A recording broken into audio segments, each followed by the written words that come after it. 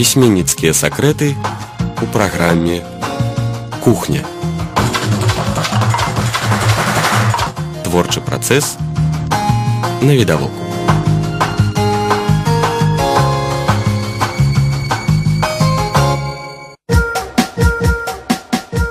Сябры, зноў я вас вітаю. Зараз у нас прамы эфір больш разняволены, таму, калі ласка, я запрашаю вас, далучайцеся. Безумоўна, бярыце, напрыклад, з сабой каву, гарбату, каб зрабіць сабе такі маленечкі перапынак, усяго толькі на 45 хвілін, але за гэты час мы абяцаем вам шмат паэзіі, цікавы дыялог і, безумоўна, вельмі займальнага госця. Як я казала вам раніцай, абяцала, сёння да нас прыехаў беларускі паэт, але ажно з Канады. Таму сёння мы вітаем аўтара ўжо на гэты раз двух зборнікаў «Шлях да вяртання» і зборніка «Атава» Юрася Шамедьку. Прывітанне, спадар Юрась. Прывітанне. Ну вось адразу трэба ж нашым слухачам неяк патлумачыць, як вас лёс закінуў у Канаду. Дакладней, можа быць, вы там 18 гадоў, вось калі я памятаю. Ці туга па радзіме нейкім чынам захавалася дагэтуль? Як вы ўвогуле змагаліся з тым, што вось давялося так кардынальна змяніць месца жыхарства? Ну, я хочу сказаць, што пра тугу нават я ніколі не думаў, бо свет ён шмат шырэйшы, чым наша родная Беларусь, але калі ад'язджаеш ад Беларусі, заўсёды Беларусь прысутнічае ў тваім сэрцы, і заўсёды Беларусь нагадвае пра сабе. Таму казаць пра тое, што была ў мяне нейкая настальгія, ці ёсць яна, я не бяруся. Але так атрымалася, што 18 год таму назад я паехаў з Мінску ў Канаду, бо я скончыў радыётэхнічны інстытут і хацелася паспрабаваць свае сілы на месцы, ну, можа быць, як на той час мне здавалася больш цікавым тэхнічна і прыемным. Вось. І так атрымалася, што 18 год таму назад я з'ехаў у Канаду, і цяпер жыву ў сталіцы Канады, горадзе Атаве, нават вельмі беларускай назвай. Таму я не адчуваю ніякой тугі, ні настальгіі, бо у Канадзе і нават у Атаве у нас вельмі шмат сяброў, вельмі шмат беларусаў, з якімі мы праводзім вельмі шмат часу. І таму для мяне разніца толькі ў тым, што мой родны Мінск расцягнуўся ад плошчы Незалежнасці да, называется Parliament Hill, до плошчы парламента ў Канадзе. Ну, а у астатнім гэта беларуская прастора, гэта беларускія людзі, і я вельмі рады, што лёс звязаў мяне з Беларусю, лёс звязаў мяне з беларускай паэзіяй, і я вельмі ганаруся тым, што сёння я прысутнічаю на беларускім радыё, і мне вельмі прыемна тут выступаць. Юрась, а вось тады 18 гадоў назад у Канаду паехаў праграміст альбо праграміст і паэт? Ну, цяжка сказаць. Я думаю, што калі б мяне запыталі 18 год назад, што ты думаеш, калі б ты прыехаў у Мінск вот 18 гадоў назад, і я думаю пра тое, што я буду чытаць сёння беларускія вершы, я 18 год назад пра гэта не думаў. Але вось так атрымалася, што я паехаў як праграміст, а вярнуўся як паэт, таму што не ведаю, як гэта працуе, але ж вот у маім выпадку беларуская мова выйшла менавіта на той тэрыторыі, на якой я цяпер жыву. Таму я не ведаю, як гэта працуе, але лічу, што у беларусаў на генетычным нейкім узроўні эта беларуская мова запісана, і калі я апынуўся вот за межамі Беларусі, калі я апынуўся ў нейкай іншай прасторы, дзе не хапала менавіта беларускасці, эта мова выйшла з мяне і пачала неяк так самарэалізоўвацца. То есть, а я зусім не, ну, як кажуць, месенджер, як нейкі такі праваднік беларускай прасторы, беларускай мовы. Вось. І вот, вось Не было нейкага канфлікту моў на чужой тэрыторыі, то бок калі ў беларускіх вершах раптам хацелася уставіць штосьці па-англійску? Ну, яно і ёсць. Калі вы будзеце чытаць гэты зборнік апошняй атавы, там ёсць некалькі вершаў, дзе там, ну, у гэтым кантэксце яны гэтыя словы упісваюцца ангельскія, але ж гэта не шкодзіць беларускім вершам. Вершы беларускія, вось, но напісаны на глебе вот заходняй культуры, але ж я лічу, што гэта вельмі беларускія вершы. І калі я гляджу на канадыйскую прыроду, гляджу на канадыйскую прастору, я шукаю нешта такое беларускае. І вось як мне, напрыклад, падабаецца прырода канадыйская, і ў мяне ёсць такі верш, он называется «Белая канадыйская сосна». Вот она называется «Белая», «White Pine».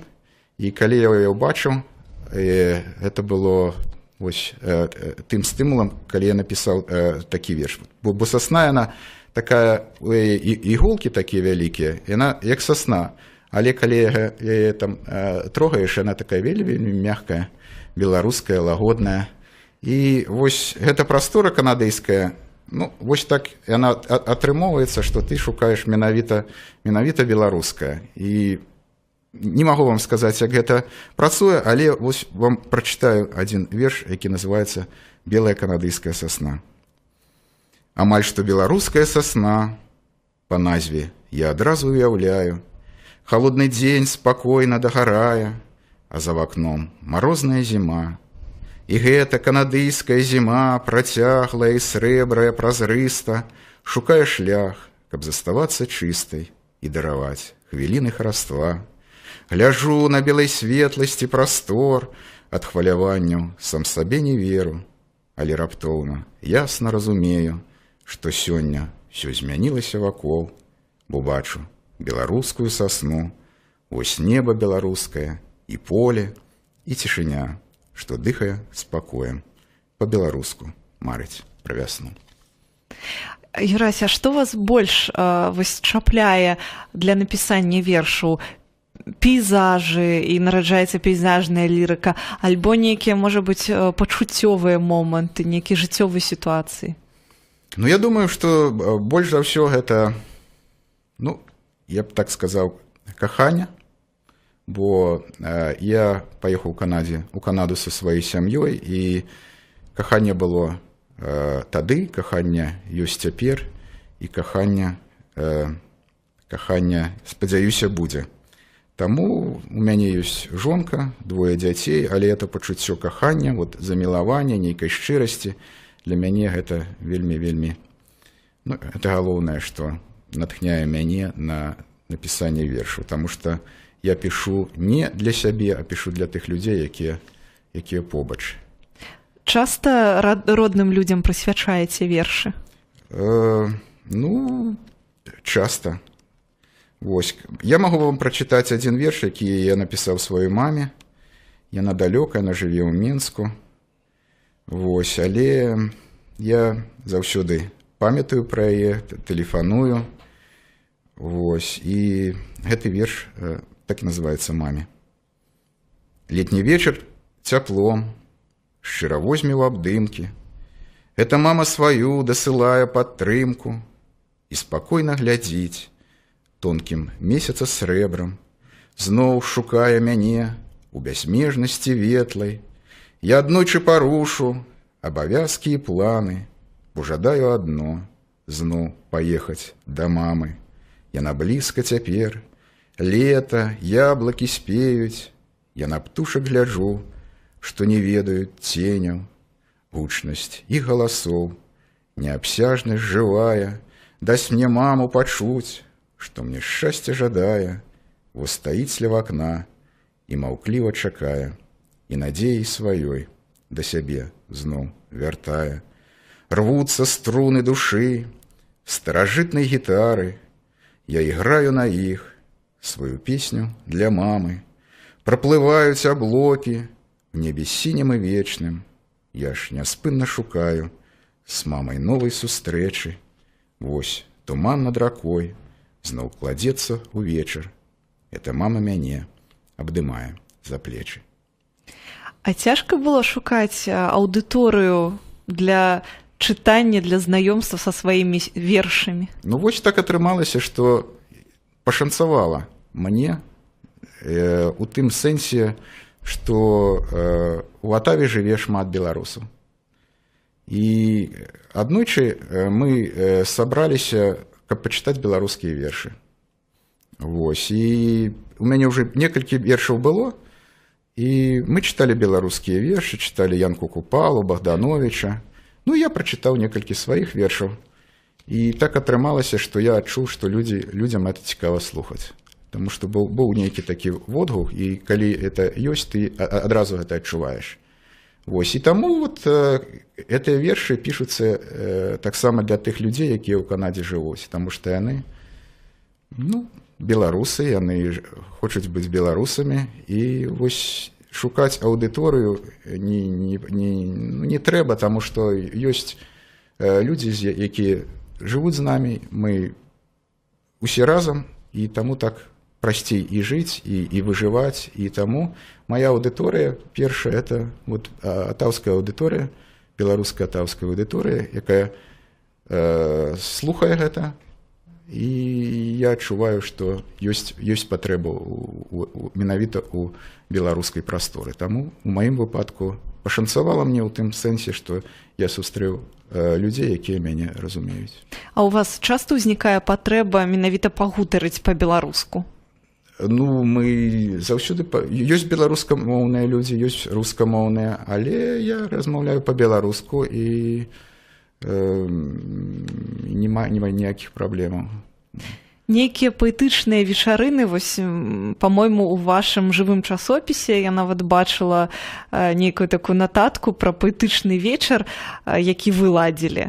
Ну, вот ёсць такое. Была прэзентацыя маёй кніжкі першай, вось, і мы збіраемся, і вот ёсць такая цікавасць. Я апошнім часам бачу, што шмат людзей жадаюць быць беларусамі, і гэта вельмі прыемна.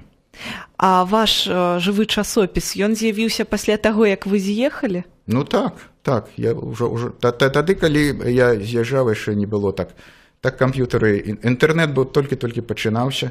Я хочу сказаць, што яшчэ адзін пашанцавала ў тым сэнсе, што ёсць цяпер вот і Facebook, і Live Journal, і вот магчыма сустрэць людзей, якія вот, з якімі цікава нават размаўляць менавіта праз інтэрнэт. І вось сёння будзе вечарына, на якую я ўсіх запрашаю, хто мяне цяпер слухае о 6 гадзіны у музеі Петруся Броўкі. І я запрашаў людзей, якіх я ніколі не бачыў, але вот я спадзяюся, што нехта прыйдзе, і это заўсёды цікава пазнаёміцца не толькі віртуальна, але так вот у жывым, як кажуць. Я нават не ведаю, як гэта сказаць. Ужывую. Ужывую. Вас больш цікавіць у гэтым знаёмстве і вабіць менавіта водгук на вашыя вершы ці нешта іншае? Я нават не ведаю. Я не ведаю, як это працуе, але вось это працуе, калі ты адчуваеш, што это такое жывое. Фідбэк. Ну, нешта такое. І цяжка гэта зразумець, і цяжка гэта неяк так апісаць, але ж вот, вось, калі ёсць такая шчырасць, можна з такім словам сказаць, калі паміж людзьмі шчырасць узнікае, тады ўсё атрымліваецца. І вось у гэтым сэнсе я вельмі цаню вот эту такую дабрыню і шчырасць паміж людзьмі, і лічу, што беларусы адны з тых, хто гэту шчырасць і дабрыню яны захавалі для сябе і для іншых, і гэта вельмі ценная якасць. Зараз на літаратурнай кухні за пультам гукарэжысёра Сяргей Бутоўскі. Ну а ў нас у гасцях беларускі паэт, але які прыехаў да нас ажно з Канады, Юрась Шамедька. І вось зараз на нашых хвалях гучаў Леанард Коэн зусім не выпадкова, бо у спадара Юрася ёсць нават верш прысвечаны, я так разумею, гэтаму выканаўцу. Так, я хочу сказать, что Леонард Коэн – это вельми знакомитый канадейский поэт, І Канада, яна вельмі добра ставіцца да тых людзей, якія нарадзіліся ў Канадзе, якія неяк з Канадай звязаны і заўсёды шануюць вот гэтыя сувязі, якія ўзнікаюць паміж людзьмі, якія нарадзіліся менавіта ў Канадзе. Вось. І Леонард Коэн нарадзіўся ў Монреале. Монреаль – это культурная сталіца канадыйская. Ён доўгі час жыў у Монреале, а тады паехаў з Канады і цяпер у Канадзе не жыве, але заўсёды вяртанне на радзіму успрымаецца як нейкая такая асаблівая падзея, калі ён прыязджае ў Канаду, шмат арганізуецца канцэртаў, і это вельмі знакаміты канадыйскі паэт. І верш так і называецца «Монреаль» Леонарда Коэна. Паэт у родны Монреаль вяртаўся незвычайна рэдка. Ён віртуальнасці шукаў, каб расквітнела лёсу кветка. Ён часта думаў, всё не так, не тыя сны, не тая мова, і трэба адшукаць свой шлях, хоць ты ў жыцці заўжды вядомы. Пазней адчуў, што ўсё ж спазнаў сябе, спяваючы кранальна. Герояў слова лёгка стаў, але не верыў развітанню. Все, хто страціў шлях дамой, дадому прыйдуць безумоўна, а Монреаль ён прыме зноў, і неба будзе бездакорным. Вось. І вось Монреаль Коэна – это заўсёды Монреаль, які ён апісваў у сваіх вершах, які можа знаходзіцца у такім становішчы, што менавіта праз вершы Коэна людзі ўспрымаюць сам горад. Вось. І ў гэтай традыцыі я таксама напісаў некалькі вершаў, таму што я нарадзіўся ў Менску, вось, і для мяне гэты горад, вот, як для Коэна Монреаль, так і для мяне вот, горад Мінск. І у гэтым сэнсе я люблю гэты горад, але маё ўспрыманне гэтага гораду, яно можа адрозніваецца ад іншых, таму што я тут не часта апошнім часам бываю, але ж я заўсёды з прыемнасцю сябе тут адчуваю, і у гэтым сэнсе люблю гэты горад. Я вот вам прачытаю некалькі вершаў, лірычных вершаў, адзін з якіх называецца «Чытаючы Чэслава Мілаша». Вось. Але гэта маё такое ўяўленне пра горад, і калі вы яго спазнаеце, то вельмі добра, а калі вы не спазнаеце, то углядайцеся лепш. Чытаю Чэслава Мілаша у перакладзе Хадановіча. Гэта як апынуцца ў горадзе, які без запросінаў і папярэдніх умоў аднойчы прыходзіць да цябе. А ты думаў, што з'ехаў з яго назаўсёды. Але вось ён вітаецца і проста заходзіць без пошуку пэўнай нагоды. З'яўляецца нечакана. Ты ніколі не ведаеш, калі гэта адбываецца. І ў першы момант не верыш, ці ўсё гэта праўда. Ён не спяшаецца, чакае, дае час, каб ты зразумеў, што гэта ён. І на правах зоркі ён дакладна пакажа месца, што завецца залатой горкай. І твая разгубленасць будзе існаваць толькі хвіліну. Потым ты зразумееш, што яго з'яўленне праўда. І галоўнае, што і табе ў гэтым горадзе ёсць месца. І ты сапраўдны. І памятаеш кароткі праход дварамі, каб хутка выйсці на суседнюю вуліцу, нечакана сустрэцца з зыходзячым сонцам і ад асалоды зажмурацца. Ты ўбачыш, што палац спорту на тым жа месцы. Падумаеш, падманка, бо выглядаць ён будзе так, як на цукерках фабрыкі «Камунарка». А потым скажаш: «Дзякуй, мой горад, што ты надаеш натхненне здзіўляцца, адважна рабіць доўгія крокі і па магчымасці не памыляцца». Пазней ты будзеш ісці і чытаць словам за словам выпадковыя назвы. Это будзе ўвечары. Лёгкім цяплом ахінуты праспект пакажа, што будучыня заўсёды малюецца у тонах светлых і чыстых, як суседка Марынка, што жыла на 5-м паверсе і лепш выглядала за іншых. А надзея, паводле Мілаша, заўсёды спяшаецца, каб нешта светлае ў жыццё дадаць. А калі не дадаць нічога, пакінуць як ёсць, а потым не шкадаваць. Спадар Юрась, вось я бачыла ў вашым жывым часопісе шмат вершаў з нагоды выстаў, калі вось вас штосьці ўразіла, прысвечаных вершаў. Вы пішаце вось менавіта адразу пасля таго, як штосьці вас закранула, напрыклад, на тую ж выставу, схадзілі, адразу напісалі, альбо гэта пастфактум з'яўляецца? Ну, гэта на самой справе так вот напісаць вельмі... Для мяне вельмі цяжка, так, там у мяне ёсць сшытак, вот он тут вот ляжыць. Вялікі чорны.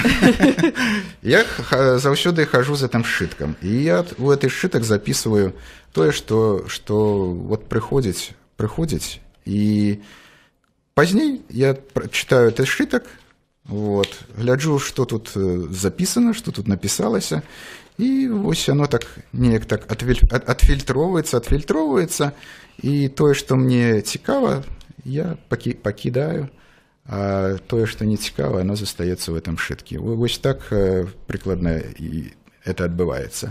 І калі нешта цікава, я стараюся заўсёды запісаць, і калі оно застаецца, это застаецца. Вось. І, ну, я так вот не пішу, каб сесці і адразу напісаць. Трэба, каб оно напісалась, тады... Выспела, паспела, палежала, і вось тады... А колькі гадоў спатрэбілася на адну і другую кніжку? Ну, вот, першую кніжку, вот, я прыгачаў, што я дакладна ведаю той час, калі я вот, начаў пісаць гэтыя вершы, калі мы збіраліся вот, на эту вечарыну, калі чыталі беларускія вершы, это было у 8-м годзе. Вось, тады ў 11-м годзе выйшла кніжка тут у Менску, «Шлях да вяртання» у 11-м, і вот эта новая кніжка, это вот 15-й год. Ну, вот прыкладна 3 гады на кніжку. Яны для вас тэматычна адрозніваюцца, тэматычна, настраёва? Ну, першае, можа, не вельмі адрозніваюцца. Ну, але ж, вот я лічу, ну, што для сябе першае заўсёды. Першае, тады ты глядзіш, як это ўсё працуе, і ты ведаеш, што можна паправіць, куды рухацца, выбіраеш нейкі накірунак. І цяпер, калі вот эта кніжка выйшла «Атава», другая кніжка, я тут гляджу, што вот тут трэба было паправіць, і тут это ўжо. Ну, але ж я думаю, што гэта не дрэнна. Кажу, слава Богу, што гэта ёсць, таму што ёсць яшчэ кудысьці рухацца і нешта рабіць. Так што, можа, это не на 100% дасканала, але ж это і добра, таму што ёсць яшчэ жаданне нешта рабіць. Ну і вось Атава, гэта ж акрамя таго, што гэта сталіца Канады, гэта яшчэ і беларускае слова, якое, калі не памыляюся, абазначае траву, якая вырасла пасля нядаўна скошанай. Ну так, вось ёсць нават такі верш тут у мяне, ён першым стаіць у кніжкі, які называецца «Атава». Траву скосілі, прорасла живой Атавай. У нашай блізкасці шляхоў сваёю стала, а горад, што мяне прыняў, завуць Атава, неродным называць яго, ужо ёсць падстава. Я тут прарос густой травой, живой Атавай. Цяпер душы, каб стаць сабой, пара настала. А у вас здараюцца часта перапынкі паміж напісаннем? Так бы мовіць, нятворчае нейкае адчуванне альбо адсутнасць натхнення, вось хто як гэта называе? Ну, можа і бывае. Я нават не магу вам сказаць, як это ўсё адбываецца, як это ўсё пішацца. Вось, і калі я гляджу на этой вершы, я думаю, што это мае вершы, але ж яны вершы самі па сабе. Так адбываецца, што калі ты напісаў верш, ён уже пачынае жыць сваім жыццём, і ён уже ад цябе не залежыць. Таму я вот даты не ставлю, некаторыя паэты ставят даты, і так лягчэй неяк так зразумець, што і як. Але я даты не ставлю, для мяне галоўнае вот это адчуванне, это вот шчырасць, пра якую я казаў, і вось так. А як нейкія там перапынкі, ну, можа, оно і ёсць, таму што мы ўсе людзі жывём у гэтым свеце, нам трэба працаваць, трэба гадаваць дзяцей, мы нейкія не абстрактныя такія істоты, але ж жыццё ёсць жыццё, і оно так бярэ шмат часу не толькі на паэзію, але ж на іншыя нейкія такія падзеі, таму Ну, але ж вось, калі гэта ёсць, это вельмі добра. І я вельмі рады, што ў маім выпадку гэта атрымалася, што лёс звёў мяне менавіта з беларускай паэзіі, і гэта вельмі добрае пачуццё. Я прапаную нам зараз таксама зрабіць музычную паўзу і паслухаць гэтым разам беларускамоўную кампазіцыю ў выкананні Алеся Камоцкага.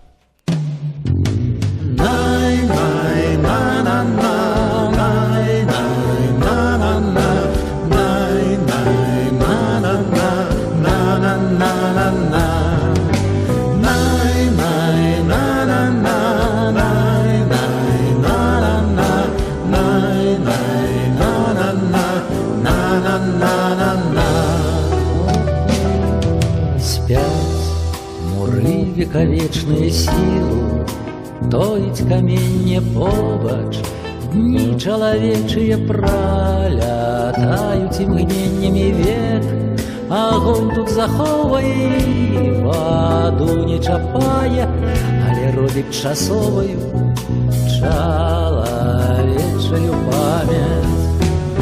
Край мой бачыць азёрамі, край мой чуе лясамі, край мой літары зорныя ў небе ночы чытае. Як калісь пачыналася, як свой лёс усвядоміць, усё, на што забываемся, край працягвае помніць.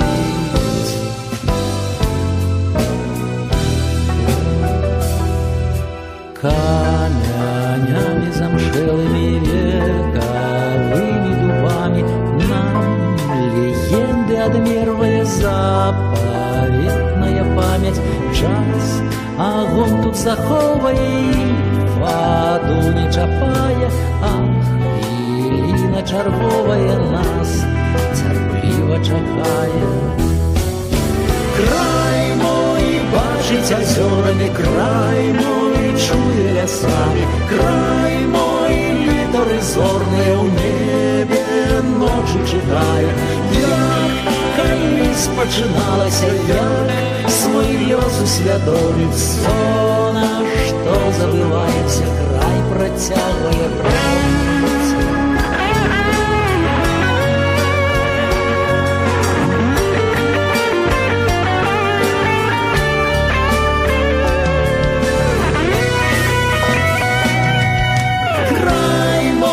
Бачыць азёрамі, край мой чуе лясамі, край мой літары зорныя ў небе ночы чытае.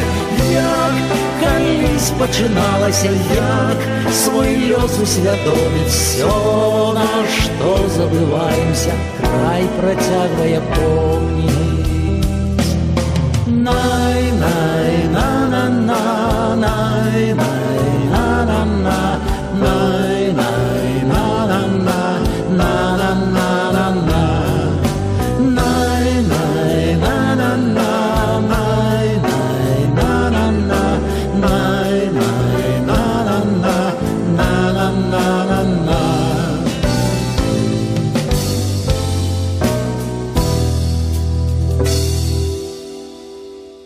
Сябры, Алесь Камоцкі зараз спяваў на нашай хвалі. У нас у гасцях Юрась Шамецька, які абяцаў нам прачытаць вершы пра каханне. Ну, каханне гэта такое пачуццё, якое, як я ўжо казаў, заўсёды прысутнічае ў маім сэрцы. І гэта каханне было ў маім родным Менску. Таму, ну, вось, напрыклад, такі верш. Ты пахнеш ветрам і дажджом, я вытру кропелькі са скроню, сагрэюць перашэпты клёнаў, што чуем, не хапае слоў, нам і не трэба, бо на слых мы разам успрымаць гатовы мелодый нараджэння новых, ісці па вуліцах пустых. Тут мы адны, вось дождж прайшоў, а вечар ціха нагадае, што на зямлі не трэба слоў, за выключэннем я кахаю. Але вось у кнізе ёсць яшчэ і хайку. Вы часта захапляецеся японскай паэзіяй? Ну, у гэтай кніге хочу сказаць, што тут вершы напісаны ў як так сказаць, у розных стылях, таму што ты пішаш для рознай аўдыторыі, і так атрымліваецца, што людзі ўспрымаюць твою паэзію па-рознаму. І вось некалькі гэтых хайку я таксама напісаў, бо ў мяне ёсць такі сябра, які там жыве недалёка ад мяне, Віця Нехай, і ён вот захапляецца гэтымі хайку, ён сам іх пісаў, і мяне на самой справе таксама неяк так я быў захоплены гэтым хайку, і нават вот напісаў 4 хайку. У мяне іх там больш, але у кніжку я уключыў вот толькі 4. Прачытаць? Безумоўна. Ну, хайку, я кажу, іх трэба неяк так яшчэ думаць, што паэт напісаў, і яны так вот требуюць такого дасканалай увагі да сябе. І сузіральнасці ў нейкім сэнсе. У нейкім сэнсе. Але ў нас ёсць такое там недалёка возера Міч, куды мы ездзім купацца, і вось там такая вельмі прыгожая прырода, і таму вот хайку былі напісаны менавіта на гэтым возеры адным летам. Гляджу на неба, чыстае, без аблокаў, ліпень ці люты. Камень гарачы, сонцам сагрэты стыня, ноч недалёка. Возера, гукі, ветер спявае мантры, хмарам спакою.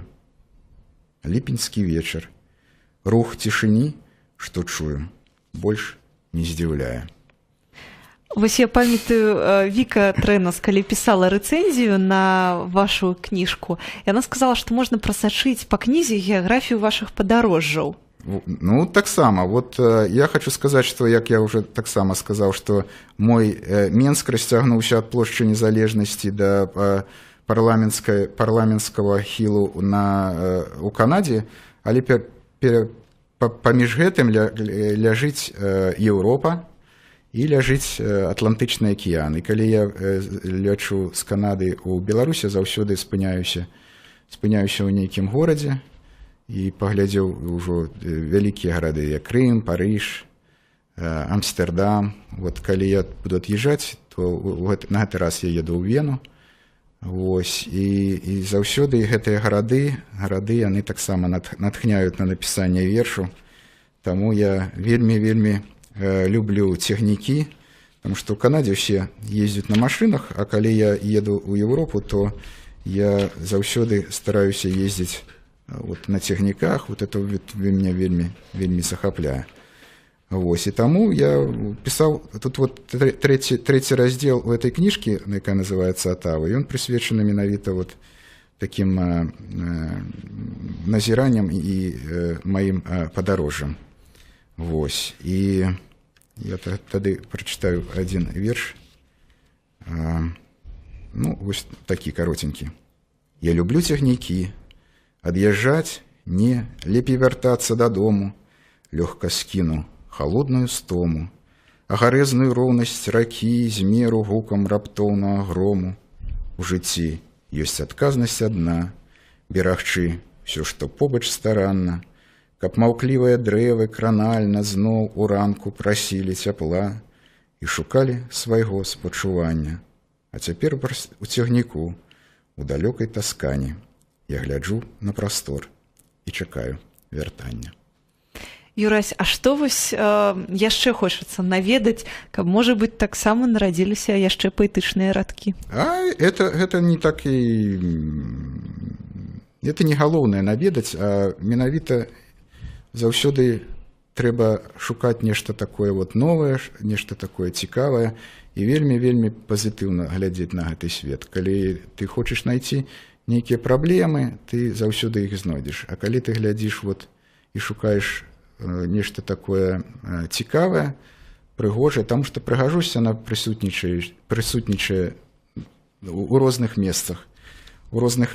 І таму для мяне вельмі важна, каб успрымаць гэты свет менавіта і вот на пазітыўнай ноце. Шукаць прыгажосць і шукаць вот эту дабрыню, чысціню, якая існуе, і гэта вельмі натхняе мяне на вершы. І яшчэ адзін верш я вам прачытаю, напрыклад, называецца «Небо одно на ўсіх», это версет.